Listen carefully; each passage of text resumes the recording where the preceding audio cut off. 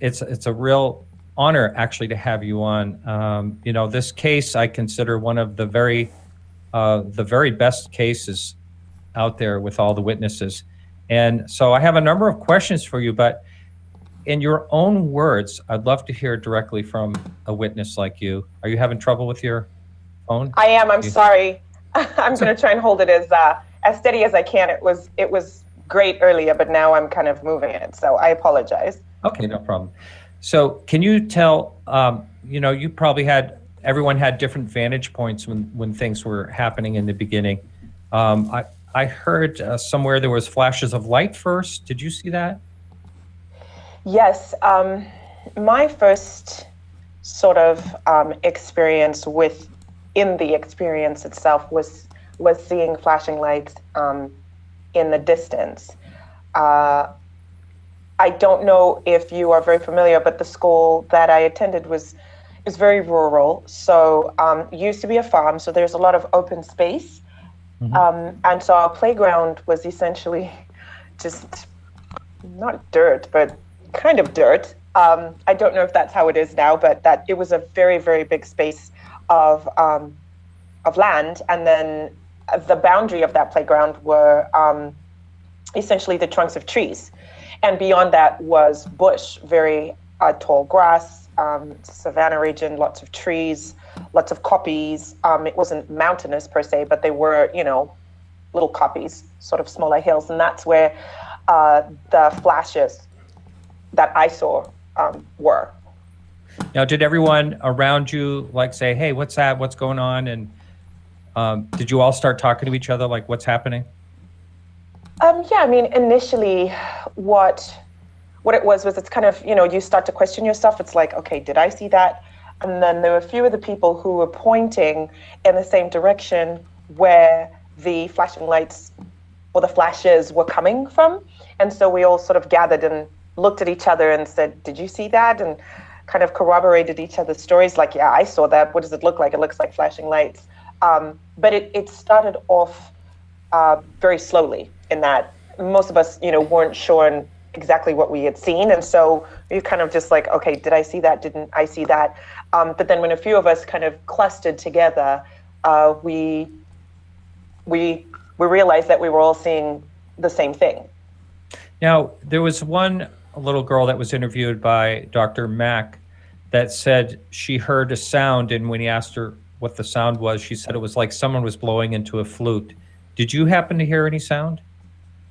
I did not hear any sound. I would say the most, other than the entire thing being almost like an out-of-body experience, time seemed to be the really kind of odd thing that stuck out, in that it seemed like it had slowed down immensely. Really? I had no concept of time. Yeah. I had no concept of time from the time that I had seen the flashing lights to the time that I saw the being to when I let go of my friend Emma's hand. I do not know how much time went by. It seemed like everything was moving really slowly. Isn't that interesting? That's what a lot of people say during a car accident. Everything moves really slowly. It seems to. Now, when there was only, I know there was only one adult. There was a parent that was in a tuck shop, I guess it was called. Yes. but no, and I don't even know what that is. But a tuck shop is like it's what we have on our school premises, where you sell candy and fruit and soda. So we don't have cafeterias. We have, unless you go to boarding school, which I did in high school, so you'd have a cafeteria, but the tuck shop is really where you can buy all your treats. So lots of chocolates and all of that. That's where the only adult was on the playground, yes. Yeah, and was that unusual? I always wonder why there weren't teachers out among the children. Usually in most schools, when they go out to recess or something like that, the children go out with a teacher or two. So was it unusual that there wasn't a teacher? Incredibly. And it was only because the teachers were having a staff meeting that particular day. What timing? So they they were all in their staff meeting, and break was a little bit longer than usual, which we loved. And, you know, it was a Friday, so that was even better. And us as grade sixes we were the oldest ones on the playground because the grade sevens were taking an exam, because we have grade 7 exams, end of year exams. And so we were kind of manning the playground, and I remember certainly feeling like, yeah, you know, we're the oldest ones on the playground, as you do, you know, at recess. But yes, there was one teacher in the tuck shop. I actually completely forgot about that.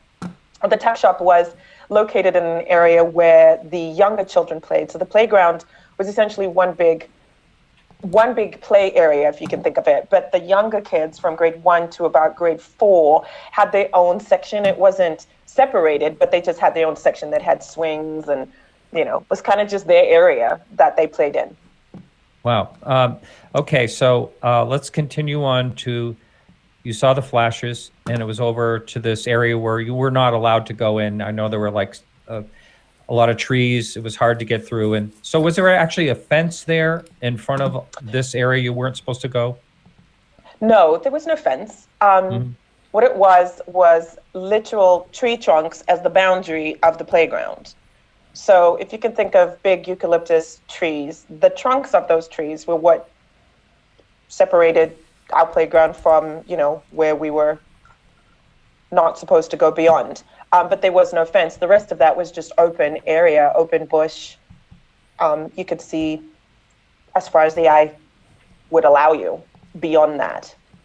So there was no obstruction, really, other than those tree trunks. Yeah.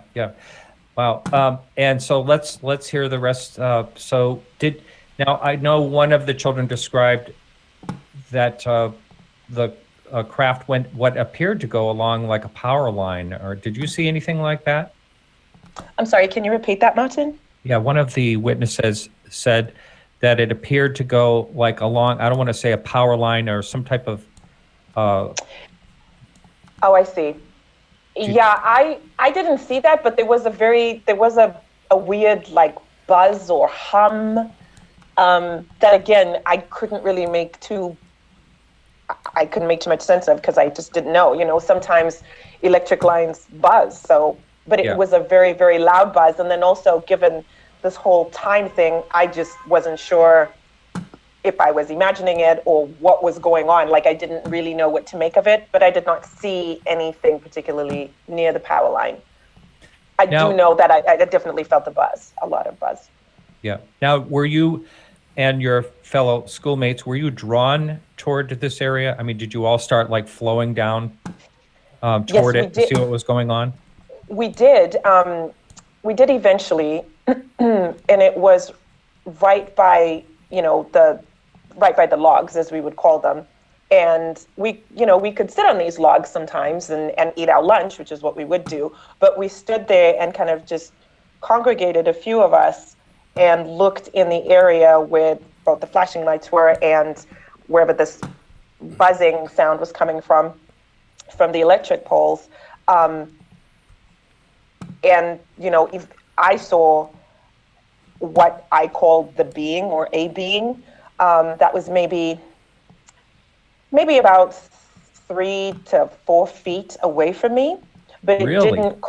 it didn't cross over the boundary of the tree trunks. Never. Really? And now what about the floating? Did it appear to be floating? It did not appear to be floating for me. I saw it as being grounded on this like copy-like area. Like I keep saying, I was able to draw a craft to the best of my memory, but I did not see it floating. Mm-hmm. What about on top of the craft? And did you think there were actually 2 beings, or was it one that showed up twice? So, that I don't know. I think that's a question that I may never know, but it's definitely a question I've asked myself since the experience, because I honestly couldn't tell you. If they were 2, they were identical. Mm-hmm. There was no difference between the 2. If they were in fact 2, I have no idea. Now, what about, I saw some of the pictures that were drawn, and some of them it showed with, or one at least showed with long hair, and others showed no hair at all. What do you Yes, remember seeing? I remember seeing one that did not have hair. Um, Hmm. Mine did not have no facial hair, no, I mean, I couldn't tell if there was body hair because it was in a, the closest thing I can describe it as is being in like a scuba diving suit, which I Hmm. think is what I described it as when I was 11 because that was what I knew. That was Mhm. like the closest thing I could relate it to. But I don't recall it did not have any hair, no facial hair, no hair in its head, nothing. Almost skin was almost like porcelain, really. Really? And was it like almost like a white color, Yes. Well, like a porcelain white? yeah, like yes, almost like a nude kind of porcelain kind of color is what I could best describe it. I think I said porcelain in that it just looked completely perfect. There was Hmm. no blemish, there was no nothing. It just was so smooth and it almost looked I think porcelain is just it's very firm, it's stiff, it's kind of stoic. Like so if you were to Hmm. think of a statue, I would be like, okay, it's kind of like a porcelain statue. Huh. Except that this being was moving, but there was no, the expression on its face was not one that I really understood. There was no smile, there was no frown, there were not there was no facial recognition for me to comprehend at that time. Did it change at all, or did it stay exactly the same? In terms of looks or location? No, as far as any expressions, like you said, the expressions were nothing you recognized. I'm just wondering if did it show any expressions at all? And looks like your screen froze.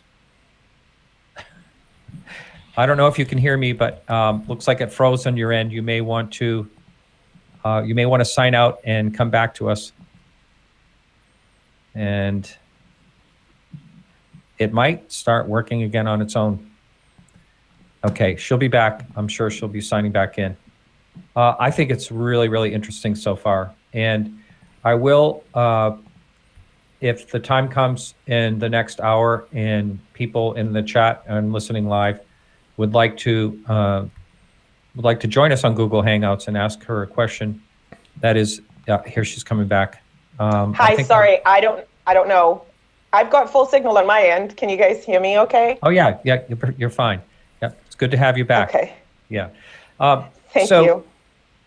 and so basically what I was asking is if it changed any expression at all, or did it stay exactly the same like a statue?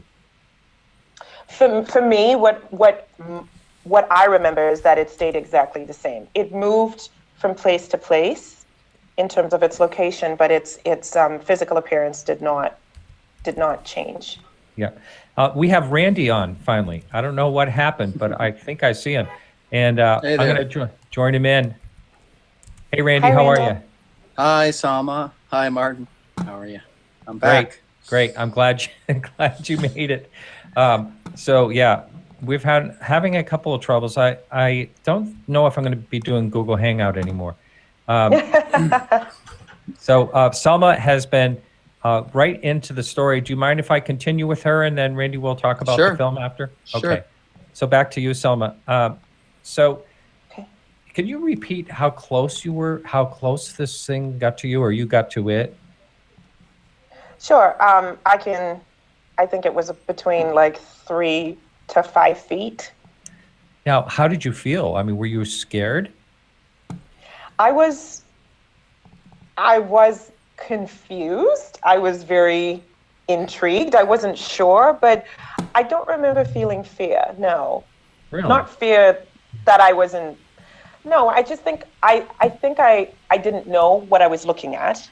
Hmm. I didn't understand what I was looking at. So if I felt confused or fearful to that degree, yes, but not to the degree that I thought that this thing was going to harm me. And when it moved, did it move unlike a human?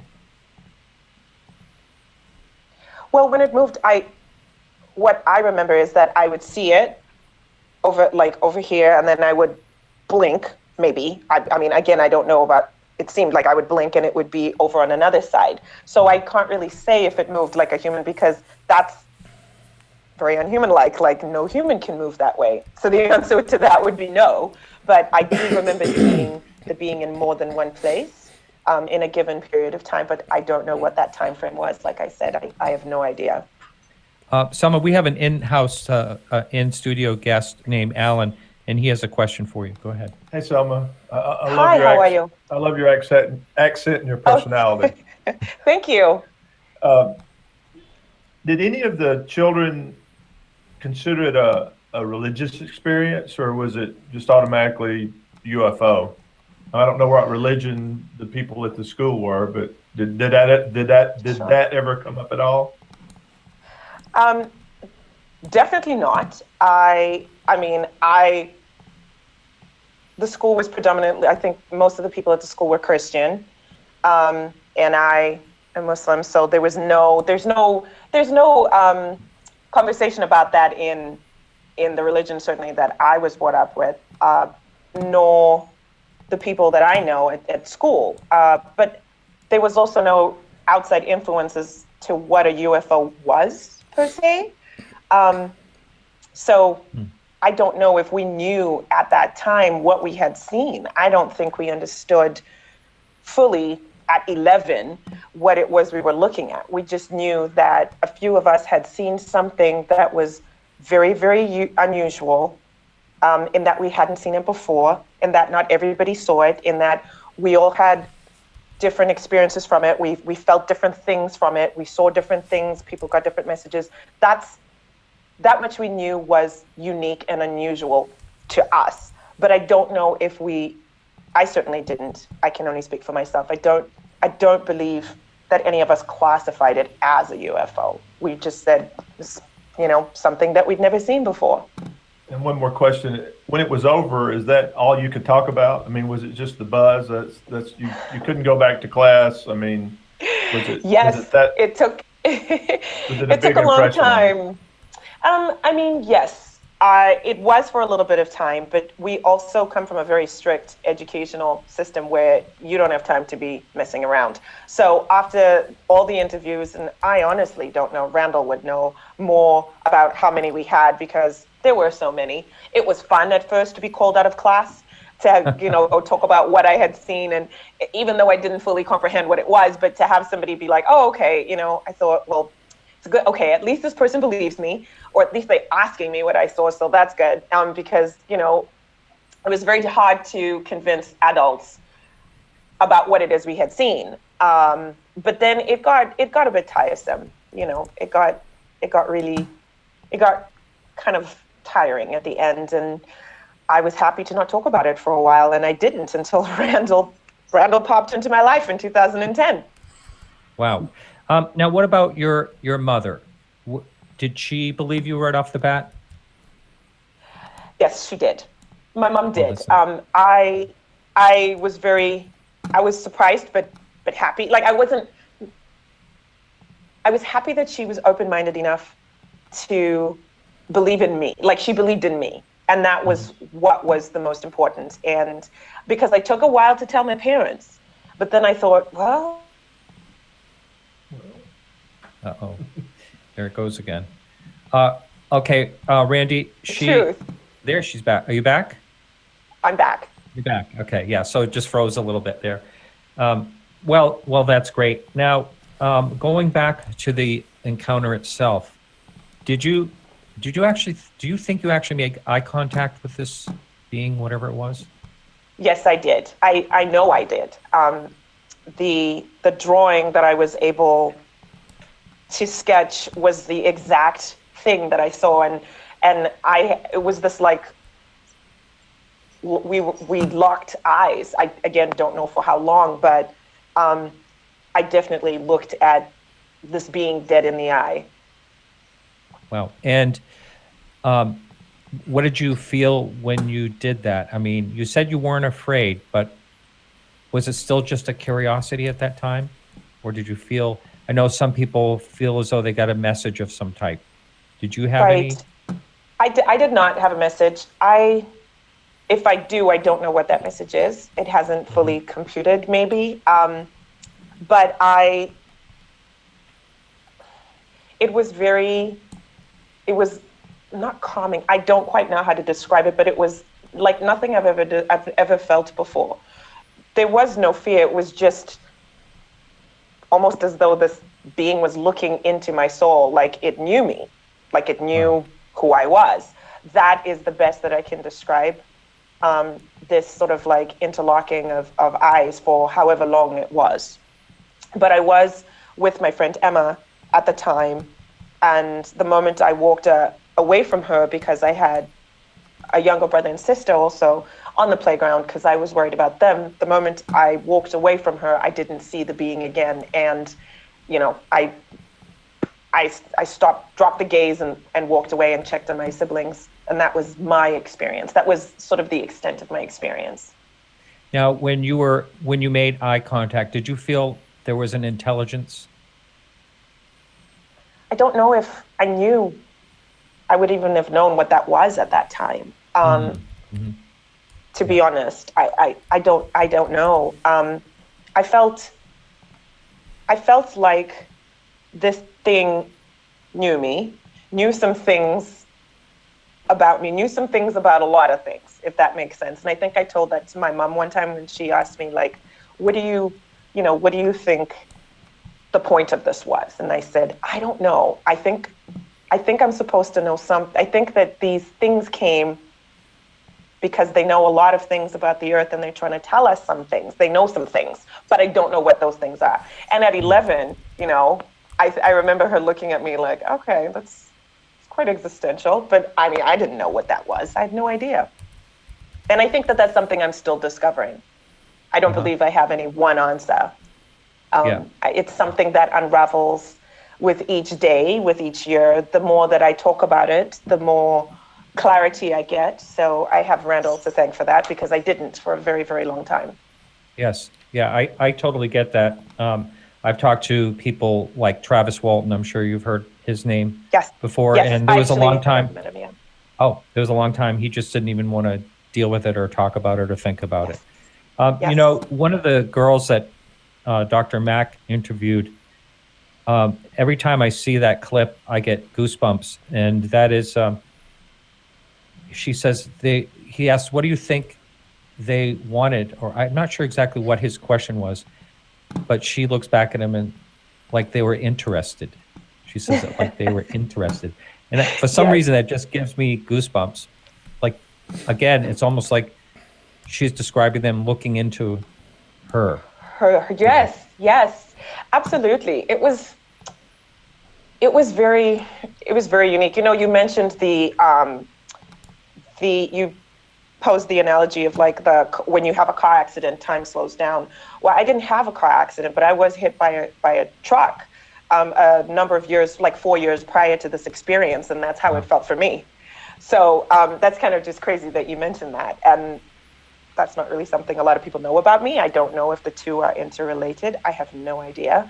They maybe are not, but I've always felt that it's something that I can add to the experience of who I am. And there's a reason why I experienced both those things. Yeah. Whether they're related or not. I do want to talk to you how your life has been going and all that, but a couple of things first. And that is, how do you feel when people are trying to like debunk the whole thing? Or first of all, I want to ask you, in the beginning, right after this happened, did anyone try to talk you out of what you saw? Absolutely. Oh my gosh, almost everybody. Really? My parents didn't. My parents didn't. And of course, people who interviewed us, there were very few people that I actually felt comfortable enough with there were few people that I felt actually were genuinely interested in what we had experienced, rather than just having a news story, if that makes sense.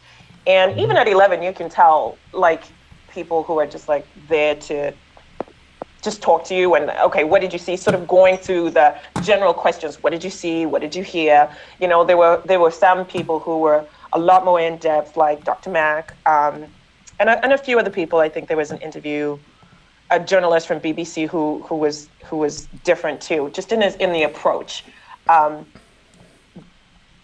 So I didn't always feel that people really, even journalists and professionals or quote experts at the time, really believed in what we had seen. And there were a lot of people who tried to debunk that, a lot. So that had a lot to do with why I just didn't talk about it. Does it upset you now? Because I know I've done a little research ahead of this show, and there are people out there, of course, calling it a hoax. And Yes. and I laugh at that because, I can't imagine school children putting together such an elaborate hoax. It's ridiculous. And school children, Martin, in a Southern African country with no internet, very few people having cable, have no outside or very little, not no, but very limited access to outside influence about what UFOs are or could be or whatever. Like, yeah, we had nothing else to do but come up with this hoax. These, 11-year-old children in Zimbabwe coming up with this. I'm like, no, it doesn't upset me. It used to. But I think that as I've gotten older, I have realized that there's obviously a reason why Randall found me so many years later. He literally did track me down in Chicago. Took some time for me to actually believe him and respond to him because I thought it was a joke. But connecting with him means that I've been able to reconnect with my experience. And so with that comes a whole bunch of other things, of understanding of what that experience could mean. And I don't pretend to have an answer now, nor will I tomorrow, but I think over the course of my life, I absolutely will.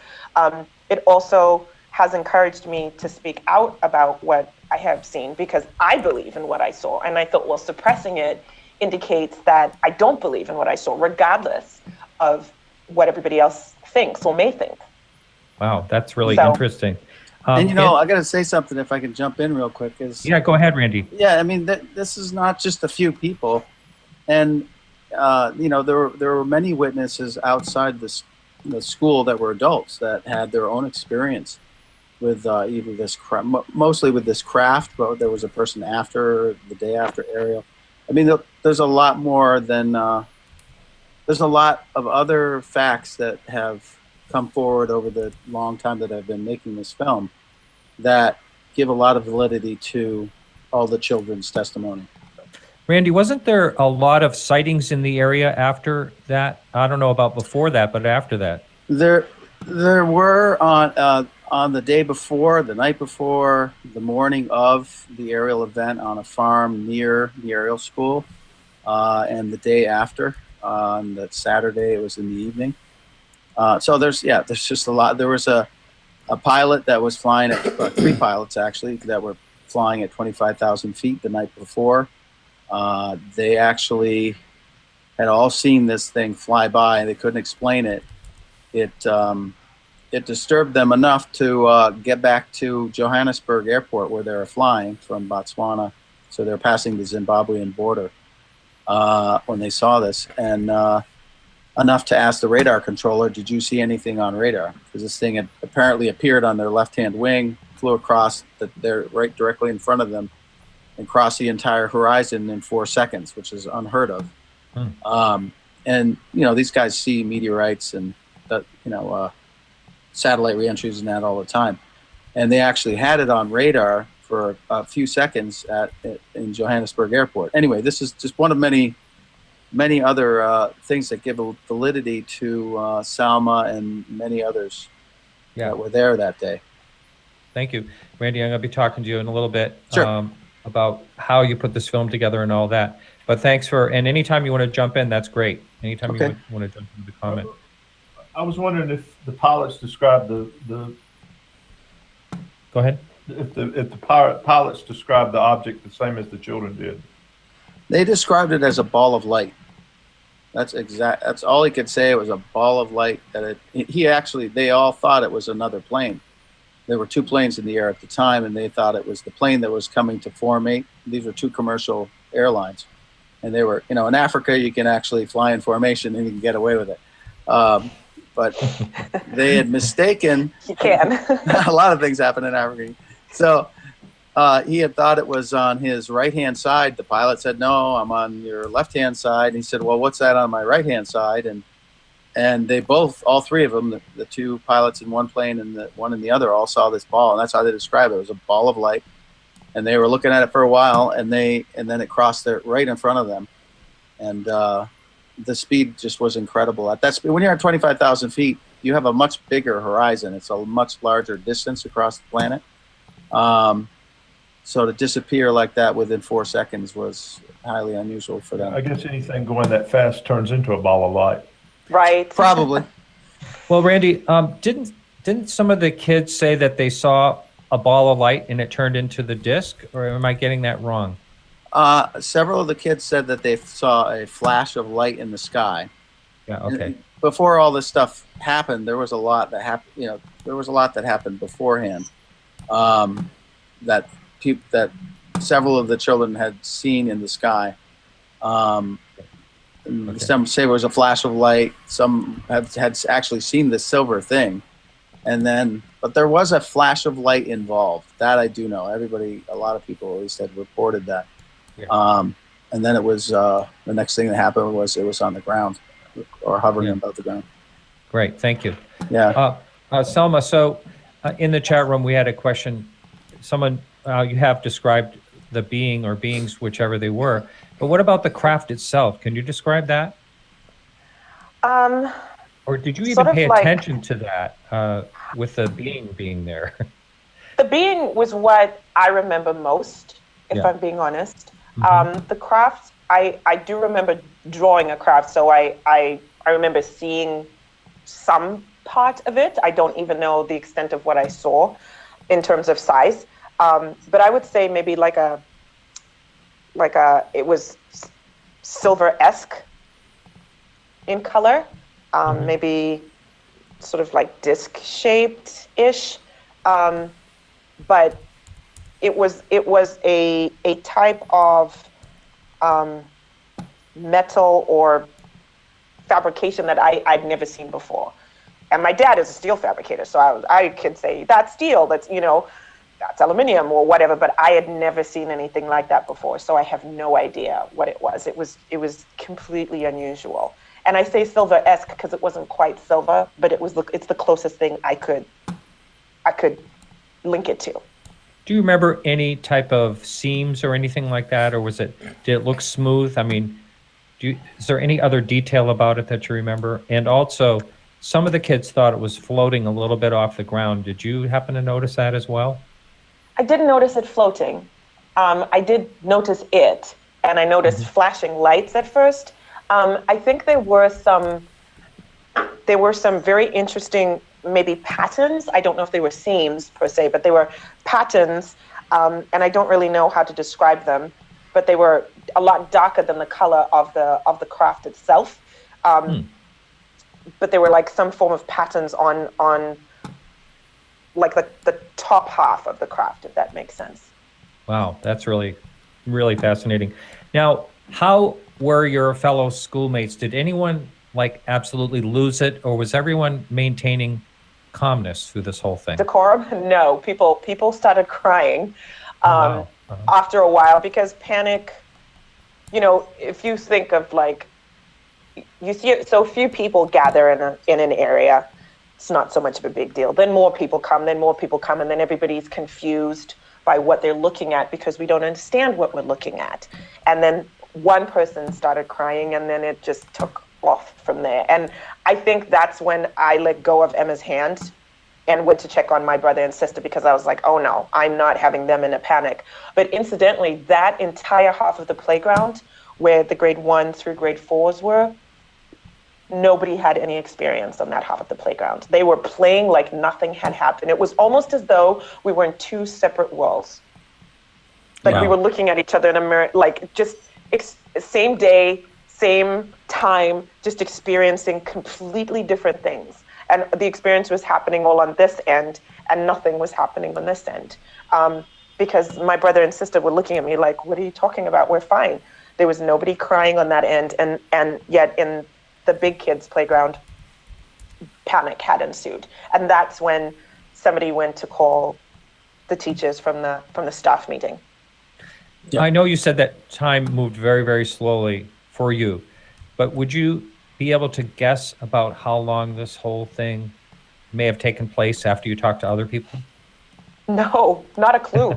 Could have been a Wow. blink of an eye, honestly, because we've spoken about it, a few of us, over the course of the last couple of years, to try and figure out this time thing. And a lot of us didn't even really realize there was this time thing that had happened to all of us until we started talking about it. And you're like, oh my gosh, yes, I remember that. And do you remember, like, did you get this feeling? And it's like, yes. So how much time do you think it was? I have no clue.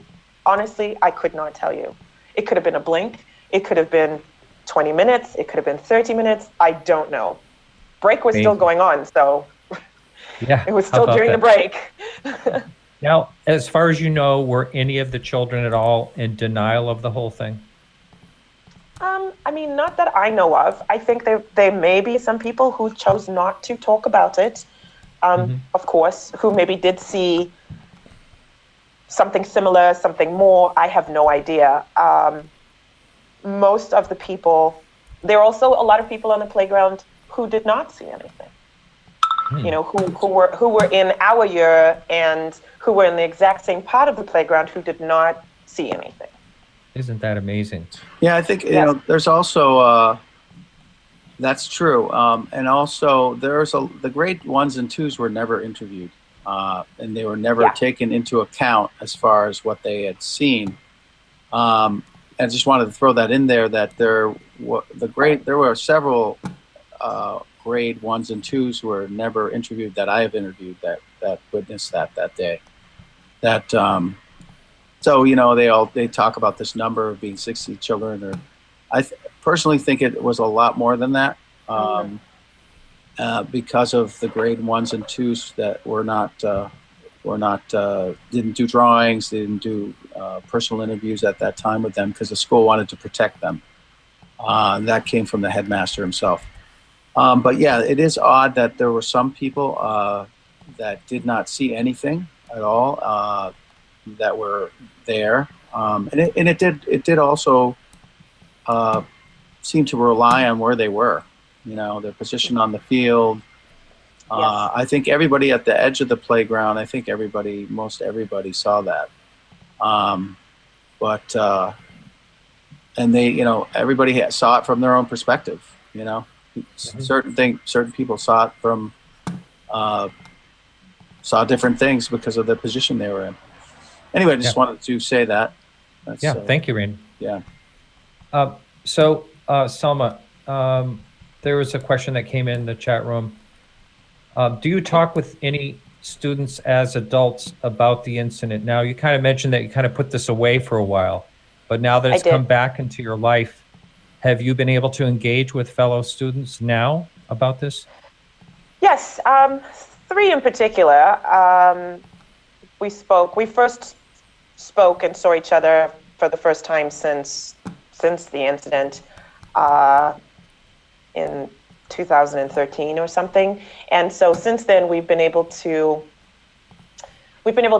talk, I think, a lot more about our own experiences and how our experiences have shaped us. But it took a long time. And I wouldn't say I talked to everyone who has had this experience, because I'm not really, I mean, everybody has their own lives. But there are 3, at least 3, whom I do connect with. That's great. Now, Randy and you have both just talked about different perspectives and some people not seeing it. How about the recounting of this? You know, a lot of times I talk about memory is infallible, and, you know, sometimes people remember things totally different than it really happened. Do you see mostly consistencies? Well, let's go all the way back to when it happened. Did people see basically the same thing? I mentioned earlier that, you know, one kid said it had long hair and you didn't see any hair. So were there inconsistencies, and did the deniers or the people that were trying to debunk it, did they focus on that and say, hey, look, you know, this is did you have to deal with any of that? Not really. I mean, you know, the thing that struck me the most was that over time, these children were interviewed over and over and over and over again. And what struck me was that the story was the same. The basic outline of the story was the same. The description of the craft, the description of the being. I've not really met or talked with any debunkers that know enough about the story to even have a conversation with, to be honest. Memory is infallible. And Cynthia Hind, who covered this story or fallible, is that the right word? Maybe I said it wrong. Yeah. Yeah, it is fallible. And because when somebody's in a car accident, everybody saw the same thing, but people see different things about what happened, and their accounts are different. Cynthia Hind, who originally investigated this for MUFON, she said that's what really convinced her the most about the witness testimony was their testimony was not all the same. She said if this was a fabricated story or something like that, the story would be the same. But every child that was interviewed or the adult that was interviewed in the morning, they all had their own experience of the story, that it was unique to them, and I think that's also, kind of what I'm concentrating on this film is this is a people story, these people real people, credible, solid people who witnessed something extraordinary. And, why can't we have these conversations about these incidents, these types of incidents, because they do happen. And I think we need to learn, try to learn something from them. Yeah, agreed. So I want to ask Selma, you talked earlier about how you think the accident you were in prior to this and also this has shaped your life. Can you talk about how this incident in particular, how it has shaped your life differently than it may have been if it didn't happen? Sure. I think I'm continuing to learn how it's shaping my life. That's a constant learning curve and will be. But I think that it definitely opened up my mind to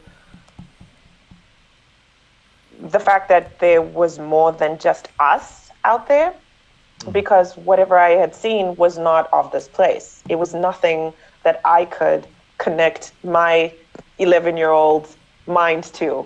So it definitely opened up my mind in that sense, that I just became, I think I became very open-minded because I never doubted what I saw. I may not have understood it, but I never doubted it. And I knew that there was a reason that I had seen what I had seen. And so I definitely, how close-minded can you be at 11? But it forced me, I think it's definitely shaped a lot of things that happen. I always try and keep an open mind about it. And I know that anything is possible. And there's definitely more than just us out there. Wow. Yeah. So it's giving you, there's a lot of people that think there's going to be panic in the world if the story gets out there that there's someone, and I don't think so. I think a lot of people may kind of handle it the way you have. And basically that is, we're not alone. There's a quote out there saying, either we're totally alone or there's life out there. Either way is very scary. Yeah, right. Well, and in terms of like chaos, we live in that already, really. Yeah. So it's all about perspective and how we can use this incident to connect to other people's incidences of these experiences or similar experiences or incidences that are happening more recently or have happened more recently, and understand that there's obviously a pattern here for something that we need to pay attention to. Not in a scary way, but in a way of understanding. And I think that that's for us to create this film is something that helps create the discourse on what that might look like. Yeah, I really think that's important because, thank you for saying that, Salma. Yeah, I think that's we need to have a conversation about this, and not in our families, open media. And I kind of think I know what you're saying, Martin, about the panic. People talk about that. I really have a feeling that something like this will bring us together in a way that we've never seen before. Because we get in all our spats about our different races and our different religions, but we're talking about something else from somewhere else that may have evolved somewhere else. I don't know. But I think the potential for a complete change in a really a good way for humanity is possible through disclosure of this. And I got to say, like, I think anybody that starts researching this, and this was a film, you do your research making a film and you start to learn about what this phenomenon is about, and you learn about all these other cases around the world, and it really, I just want to just say that, like, you don't really understand how rampant or widespread this phenomena is until you really look into it. And it's not at the UFO conferences or things like that. It's from real people, and you hear their stories and how much it's affected them and changed their lives. And I just feel we need to, and that's what this film is aimed to do. Is like, let's talk about it. Yeah. I think that's good. Salma, there is someone in the message room that wanted to know, do you think it had any type of impact on your dreams or intuitive abilities? Yes, I Wow. do actually.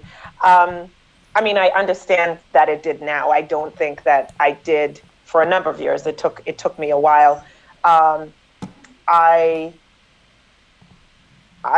am somebody who I like to help people. I like to be there for anyone other than myself, really, which is not always the healthiest. But anybody that is not fully represented, which is what I feel that experience was. It was like, I don't know what you are, so I don't understand who you are. So I'm going to work toward understanding more. And that's what I strive to do that on a daily basis. My education has been in human rights, in international relations, and how we can work together and figuring out how working together helps people. So I definitely think that it's helped with that. In terms of my intuition, yes, I think so as well, in varying degrees for many things. Yeah. Wow, that's great. Now, when this happened, how long would you say it was before people started talking about the possibility of being visited by an extraterrestrial as the answer to what you had no idea of? What happened? I think it was I don't know. It may have even been the first interview, which I don't remember who it was. I think the first interview was either SABC. It wasn't ZBC. ZBC was not the first. That's true. Crew that came. I remember that. I think the first crew may have been SABC or BBC, to be honest. Yeah, it was BBC. It was because BBC. It was BBC, right? Because Yeah. I remember I had an aunt that lived there, and she saw me on the news or wherever it was broadcast, and she called my mom and said, "What's going on?" And so I was like, "Oh gosh, yeah, I guess I should probably tell my parents about this." And that's when I told them. But yeah, it was interesting that our own local crew was not the first ones on site. Yeah, I can speak to a little bit about that. It was brought up initially as by some of the kids that it was some kind of alien or something that wasn't of this world.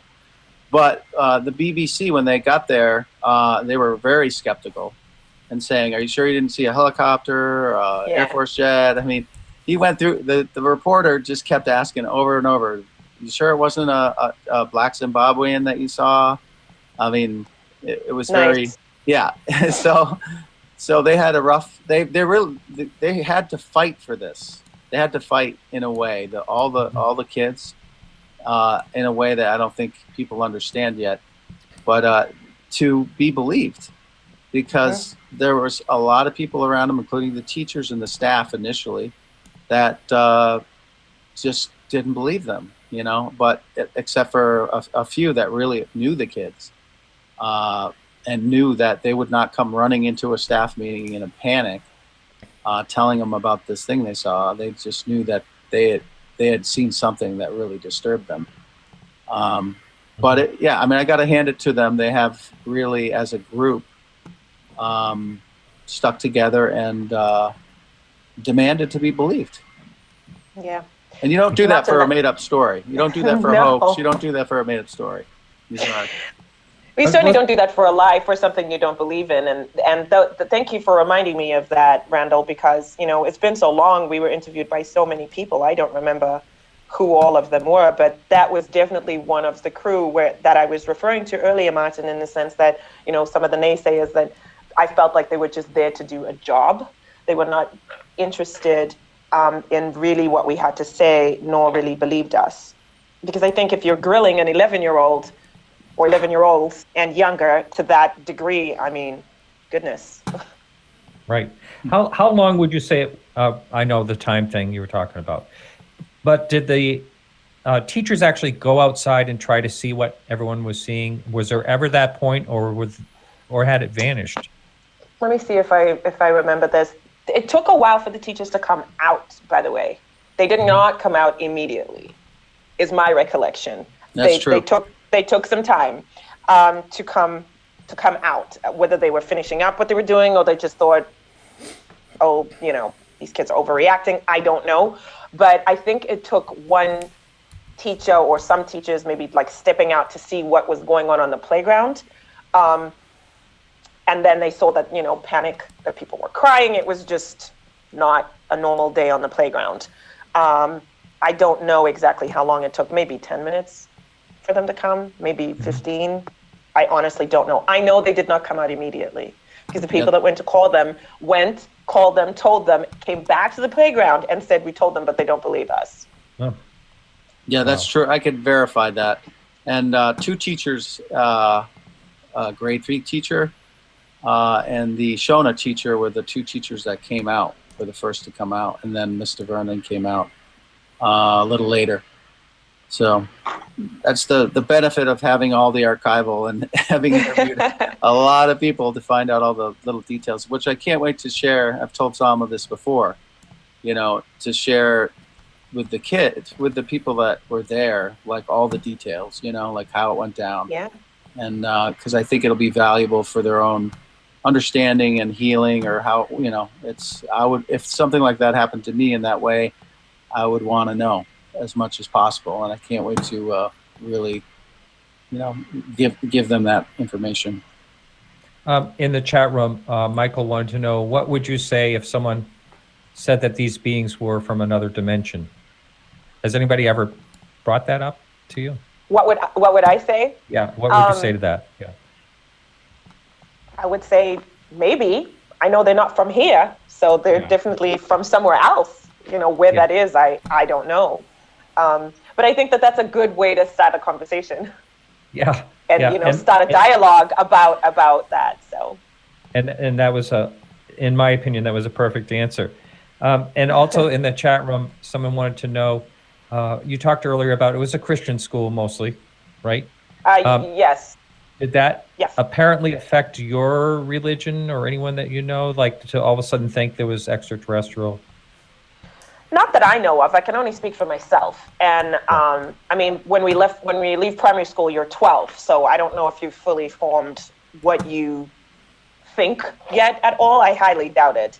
But for me, it did not. I think it didn't really correlate with anything I'd been taught, but I wouldn't say it necessarily went against it entirely.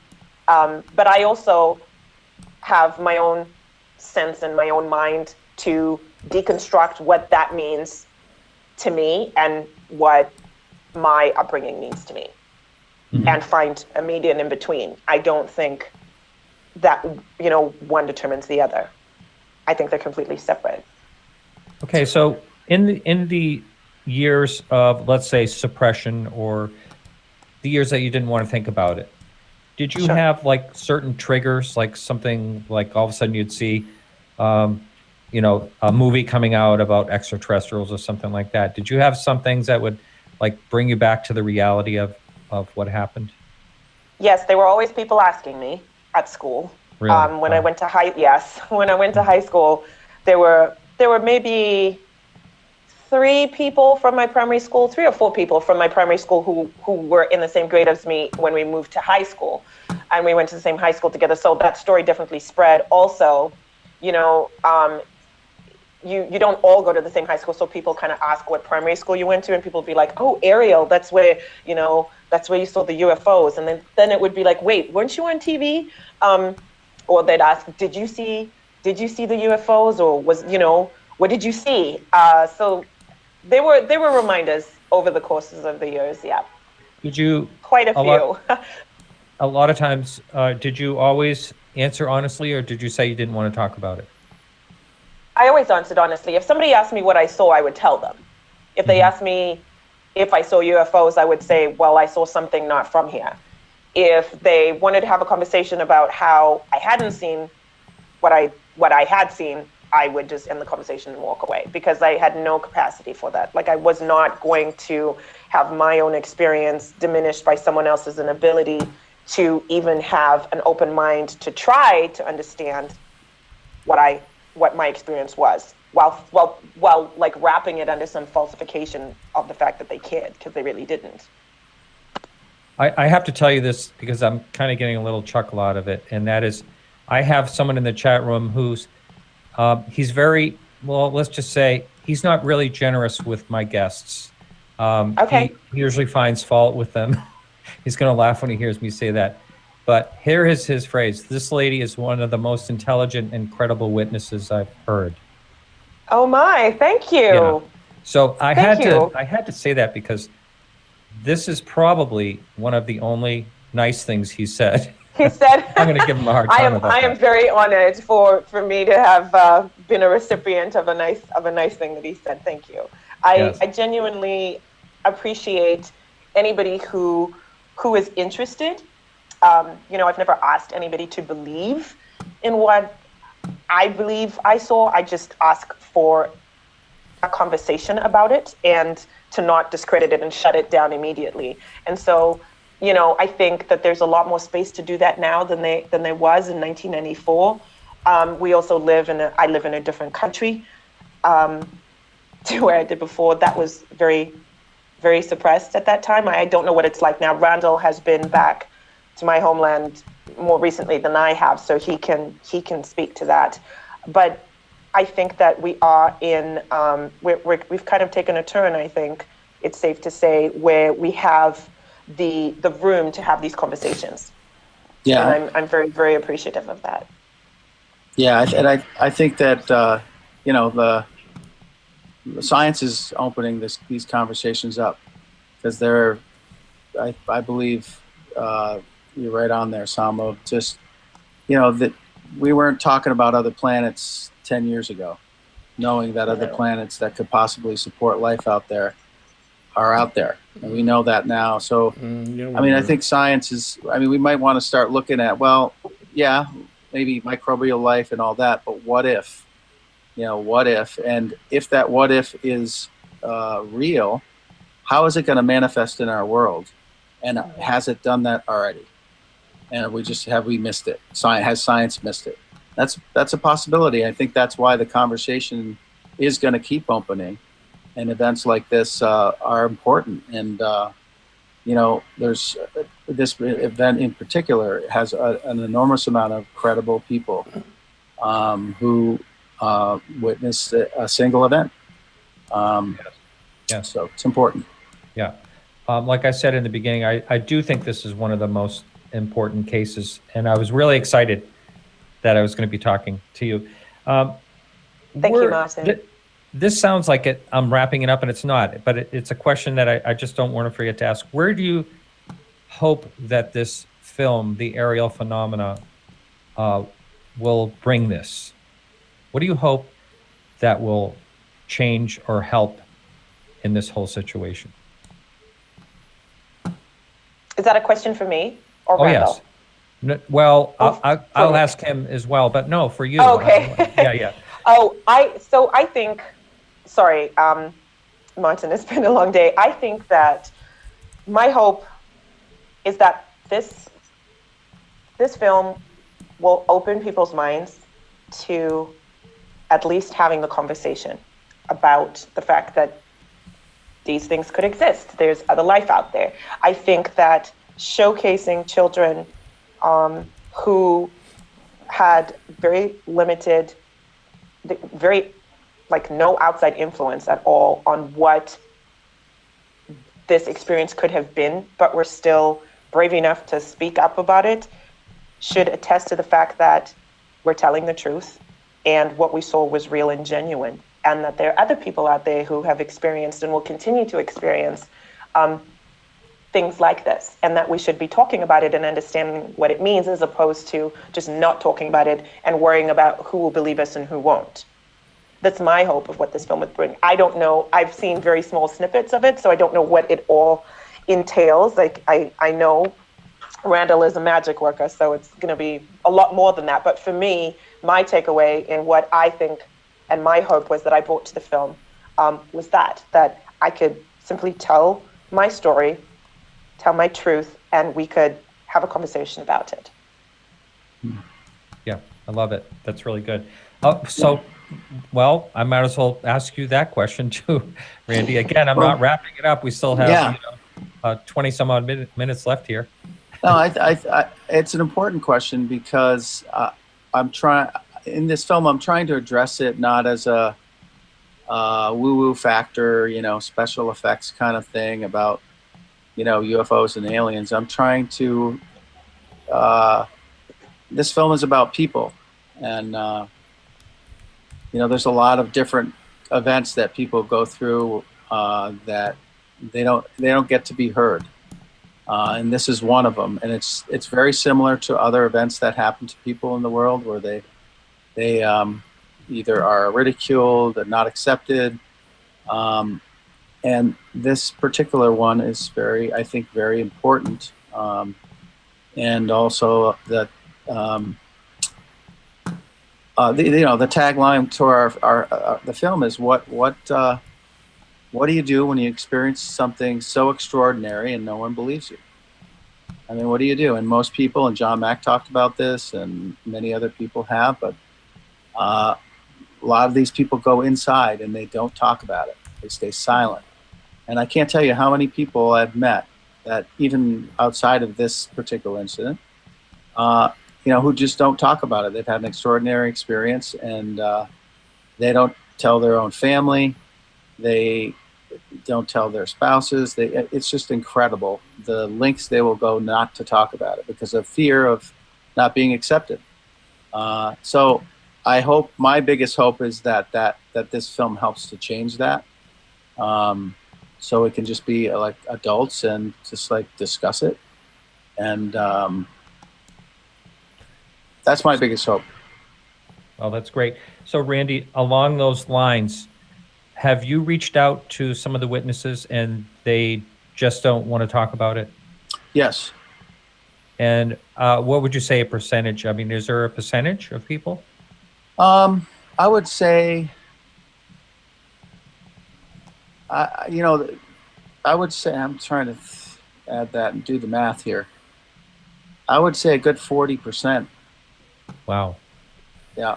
And then, and there's a lot of people also that I just couldn't get to that were willing to be interviewed, but they were all over the world, in Germany and New Zealand. And, but I spoke to quite a few of them, but there's also a lot of people that witnessed this that I spoke with, but were not willing to be on camera. They were afraid. And there's a lot of witnesses that I know exist that I never found.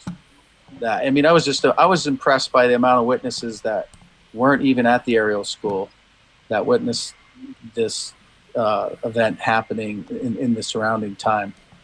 I knew there was some talk of a meteorite entry or satellite, and I really went into that. That was several days before. But these other witnesses were around that, the day before, the morning, the day after.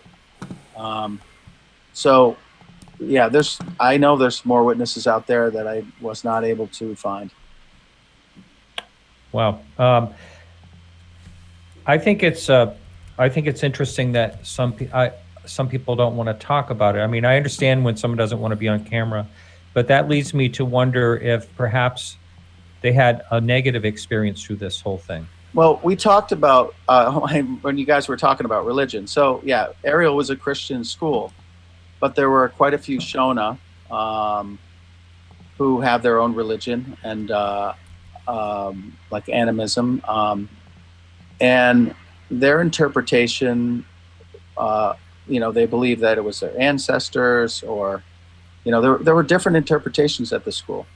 But one of the witnesses that we agreed to have an interview, and we spoke on the phone, and I went to interview him. This was in South Africa, and I got to the interview site, and he said, look, I don't want to do it. And I said, well, Wow. We talked about it, and I asked him, I said, well, why is it that we set up this time, and what's the reason you don't want to go into it? I mean, I was open to accepting it, and he said, well, I feel like that it had something to do with the devil. And I was like, and well, it was interesting, and I said, okay, I don't think that's I told him my personal opinion, but I walked away from that thinking, you know what, something pretty big deal happened there. Even if to even bring up the fact that it was something religious, that impactful, said a lot too. I really wish I could have interviewed him. I wish he wasn't so religious about it, and in deciding, he was afraid. He was obviously afraid of what happened there. So religion did have an impact, and it had an impact on these kids as a whole, because a lot of the moms and dads were very Christian, and it was very hard to in at that time to be open to the possibility of this fitting into their worldview. Right, I get that. Randy, while I have you on right now, and you probably can guess one of the number one questions that I'm being asked in the chat room, and that is, when will the film be out? Yeah, it has been a really difficult process to make a film like this and make it as good as this, and get the right people to work on it, and that's been the goal. So we're at a really good place. We're probably going to be close to a final in December. But again, a lot of people I don't think understand how difficult it is to make a film of this size. It's, I'm dealing with 600 hours of footage, tons of archival footage. And, the next step is I'm going to be starting working with a composer, and then we have to go color correction. I mean, we're looking at February, March at a release, but that again depends on distributor. We have a lot of, but it's definitely going to happen before the end of spring in 2018. That I do know. And, this is sort of the final sprint to the finish line after all this time and all this research and all this retrieving of footage and interviews. So, I'm very excited to, be able to see the light at the end of the tunnel and get this out to the world for sure. Well, I know you have a very high standard, and you do a really an amazing job. And your photography, by the way, is just incredible. Thank you, sir. Yeah. So I understand that you're not just trying to get something out. You're trying to make it a piece that's going to be timeless. I could have done this. I could have got this movie out in 2 years, and then I started getting more information, finding more people. I'm like, this story, I'm only going to get one chance to tell this story, and I want to do it right, because the story deserves it. There's so many people in this story, the reporters, the witnesses involved, Salma, so many others. There's just a lot of people that, and I like to do. Anybody that knows me knows that I like to do things right, even if it takes forever. Yeah. And I want to be proud of what I've done as far as a piece of work when I'm done, and I want it to be something for the witnesses so they can have for themselves, and to be timeless in the fact that, okay, this is the definitive coverage of this event, for historical purposes too, like you said. And I was glad to see that Dan Aykroyd stepped up and helped you out with a little promotional. Yeah, Dan, fantastic. Yeah, Dan Aykroyd was just he's a really big-hearted man. Mm-hmm. And I had interviewed him because he was one of the last people to interview Dr. John Mack from Harvard. Really? Yeah. So, because Dan was planning on doing a paranormal talk show, and it never launched. So, but I found out he had the interview, and I got the interview from him, and he agreed to. I asked him, would you be okay with me interviewing him? And he, donated his time, and yeah, I've been getting a lot of great help from a lot of people like that. But we're still doing an Indiegogo. we're still raising funds. It's expensive. Boy, I tell you, you get in post-production. Yeah, we had a private conversation a while back, and you were telling me about editing and how costly that is. Oh my God. And so consuming. Yeah. All right, Salma, back to you. A question I have is, you said at the time you didn't have any fear.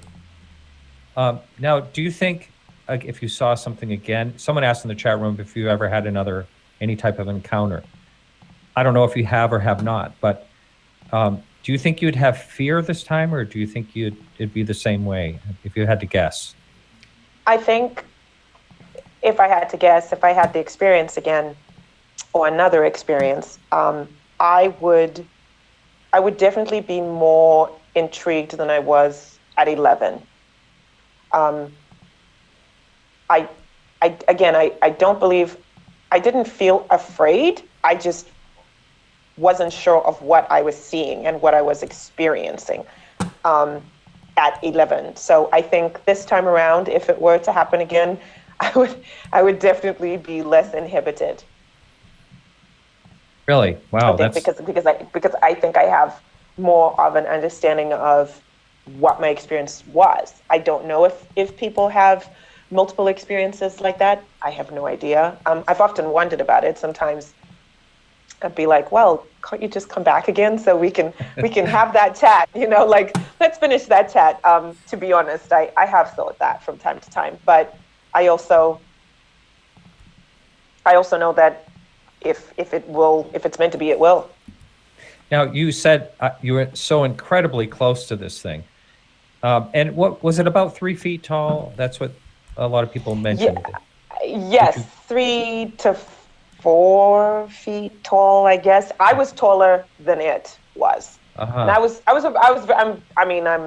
I'm tall, but I was also a very tall 6th grader. So that was just a little alarming, because I was like, what am I looking at here? Yeah. What am I looking at here? Well, I know how it was about that height. I know how kids are and how they like to touch anything. I'm surprised no one tried to touch the being or the craft. There's something about those tree trunks as a boundary, Martin. I'm telling you, people, we took that very seriously. Nobody crossed that boundary at all, whether it was your arm or your foot or your toe. I also think that because a lot of us were unsure of what we were looking at, we just knew that we were looking at something unique and different. You're also less likely to, reach out. I certainly was. Curiosity was not going to try and kill my cat that day. I was not reaching out and trying to be like, what is this?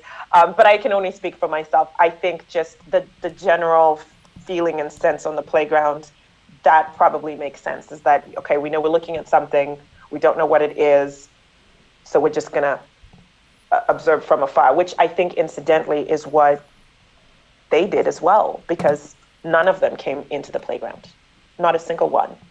Wow. At least none that I saw, and I none of the people that I am still in contact with when we talk about it remember the beings being in the actual boundary of the playground. Mhm. Wow. Wow. That is really something.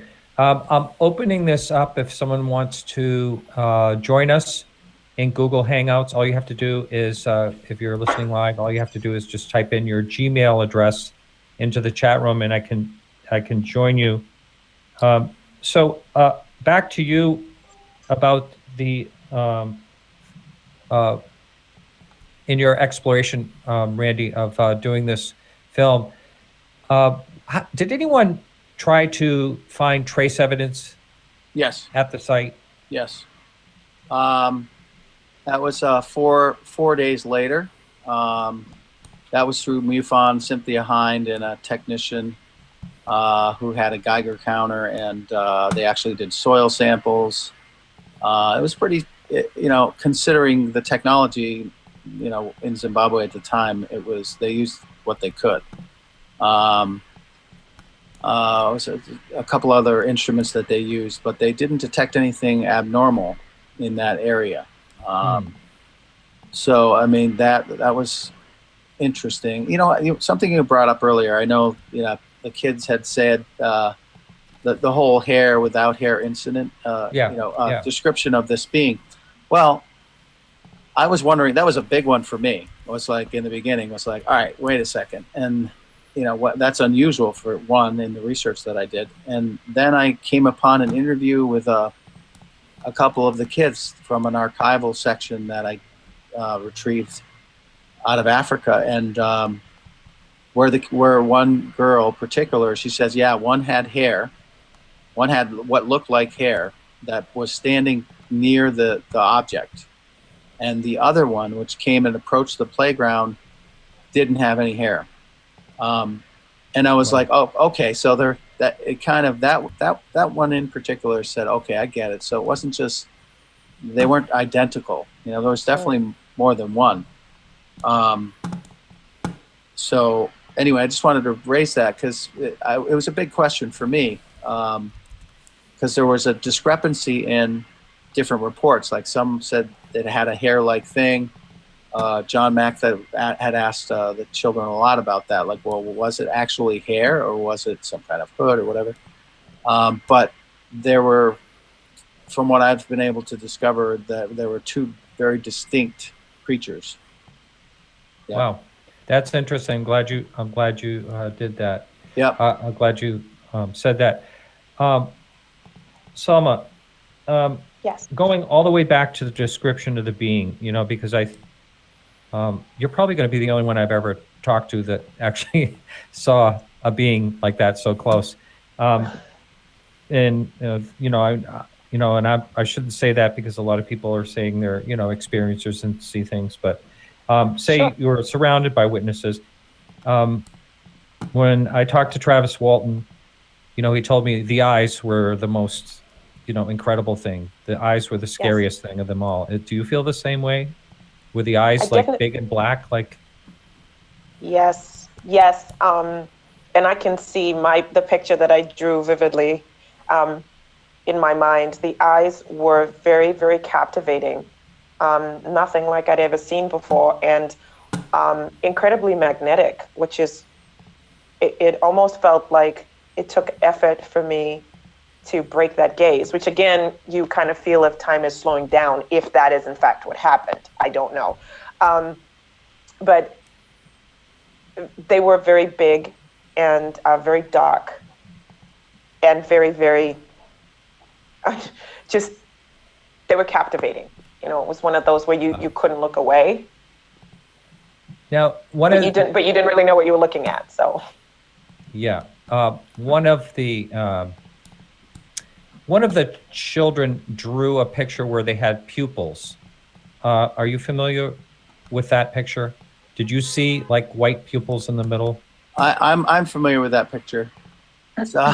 So he drew. He was asked what that was, and he said that it was the reflection of light that he was trying to draw. Yeah. Mm-hmm. I got it. Okay, Yeah. That's interesting. All right. So we have about 5 or 6 minutes left, and I want to make sure this is such a great opportunity that I get to ask you all the questions, but I think I'm going to ask you what you could tell someone out there who's maybe experienced this that doesn't want to talk about it or suppressing it or would never want to report it. Do you feel as though you could help them through something like that? I mean, I think that I would definitely encourage the person to talk about it if they wanted to. I think it also takes the right person to break that in. You have to feel, I almost feel that if it hadn't have been Randall, I may not be having this conversation with you. Sure. So the approach that the person that you're trying to have this breakthrough conversation with is really, really important. I also think that it's important to recognize that your experience is as important as you make it. And if you want something to be spoken about, if you want to have better understanding, perhaps talking about it in some way, shape, or form is a good idea. I would never begin to suggest what that is because everybody deals with things differently. And I'm not a psychologist at all, so I don't pretend to have this fantastic understanding of the human brain. But I do know that with experiences come processes, right? We all process things very differently. My goal would be to not discredit this person's experience, but to also have them think, whether it's first in journaling or in making little sound bites about what their experience is, to help them understand what that could mean. And that may eventually help them talk about it. Because I don't think that I don't think it's a fluid thing. It most certainly was not for me. I can only speak for myself. But like I said, sometimes those years of suppression or the time of suppression is actually beneficial to you to realize that you're still thinking about this thing really did still happen. You still have dreams about it. You have other dreams about it. You have all these other things that have happened in your life that, okay, this is not going away. What can I do about it? What am I supposed to do about it? And I really do think that it's a transitional thing. Yeah. It sounds like all processing what you're talking about. Did you happen to keep the drawing or drawings that you did? I did not. Randall, do you have it? I know we have a picture I believe of it I do, yes somewhere. I do. I do not have it. We let go of everything. Yeah. Now, I just wanted I think Randall probably has it. I do. Okay. I've got them all. So I just wanted to say, to kind of add to what Salma's saying, is that, I mean, people do keep things quiet, and when they really do need to talk about it, and when you keep something quiet and inside for too long, it manifests in other ways that are not so good, in addictions, other kind of things. So I think it is really good to, if there is somebody out there that needs to speak about it, that they speak about it with the right person, and know who to trust, and take it slow, because some of these times I've run into this with several of the other kids. It's really that we're really traumatized by this, and it's something that you have to really take slow. But it's it's part of the culture that we're not able to speak about it, and that's what needs to change. Well, excellent.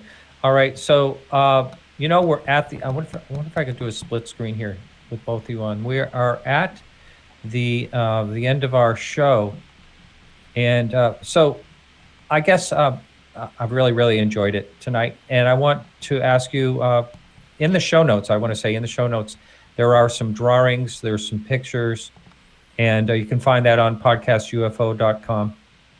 So all that's there, and also there's I think there's a link to the FundMe page you have, as well as the Arielphenomenon.com, and then we're doing an Indiegogo. I got to tell you, we did this Indiegogo. We started it to raise funds for the finishing funds, and then we got hit by hurricane, shooting. Yeah. I mean, we couldn't have picked a worse time to do an Indiegogo campaign. But if people are really want to help, we need it. Yeah. So, thanks. Excellent. All right. Excellent. Well, thanks so much, Randy. Don't say goodbye yet, Selma. I'm going to say goodbye to you. Thanks so much. I really appreciate it. And glad you made it to the show. Geez, it was. Thank you. Yeah, for a while there. Yeah, thanks so much. And I got to tell you, you're one of my favorite guests. This was really great. Oh, thank you very much for having me. It was a pleasure. Yes, and I hope your future is as bright as I think it's going to be. Thank you. I hope so too. I think it will be. Yes. All right. You take care. Well, thank you. Have a good night. Bye bye. Right. Bye bye. And thanks for joining me in the studio. Thank you. And I'd also like to nominate Selma for Guest of the Year. Okay. Great job. I'll take that.